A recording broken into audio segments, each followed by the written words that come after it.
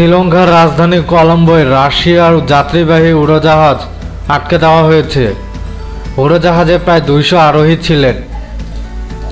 রুশ উড়োজাহাজটি আজই শ্রীলঙ্কার অবতরণ করে বলে বার্তা সংস্থা এএফপিকে জানিয়েছেন কলম্বোর বন্দরনায়েক আন্তর্জাতিক বিমানবন্দরের এক কর্মকর্তা। তার দেওয়া তথ্য বলছে, বিমানবন্দর ছাড়া ঠিক আগে কলম্বোর বাণিজ্যিক আদালতের নির্দেশে উড়োজাহাজটি আটকে দেওয়া হয়।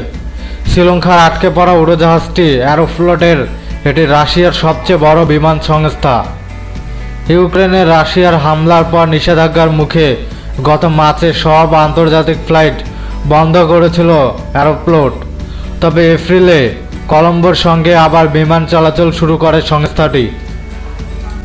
মস্কোর কাঁধে চাপিয়ে দেওয়া আন্তর্জাতিক নিষেধাজ্ঞার সঙ্গে রাশিয়ার উড়োজাহাজ আটকে দেওয়ার কোনো সংযোগ আছে কিনা তা তাৎক্ষণিকভাবে জানা যায়নি।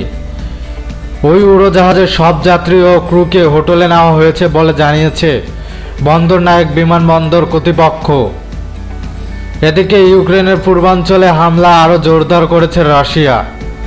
এই অঞ্চলে সেভেরোদনেৎস্ক শহরে নিজেদের অবস্থান আরও বিস্তৃত ও দৃঢ় করার চেষ্টা চালিয়ে যাচ্ছে রুশ বাহিনী। দনবাস অঞ্চলে নিজেদের এই সামরিক অভিযানে বড় বিজয় দাবির আরব কাছে পৌঁছে যাচ্ছে তারা। লুহানস্ক অঞ্চলের গভর্নর শেহরি হায়দাই বলেছেন, পূর্বাঞ্চলীয় সেভেরোদনেৎস্ক শহরের রাস্তায় রাস্তায় এখন লড়াই চলছে। অবশ্য রুশ বাহিনী শহরের 80% দখলে নিয়েছে। তিনি বলেন, কিছু সড়কে আমাদের প্রতিরোধকারীরা সফল হয়েছে।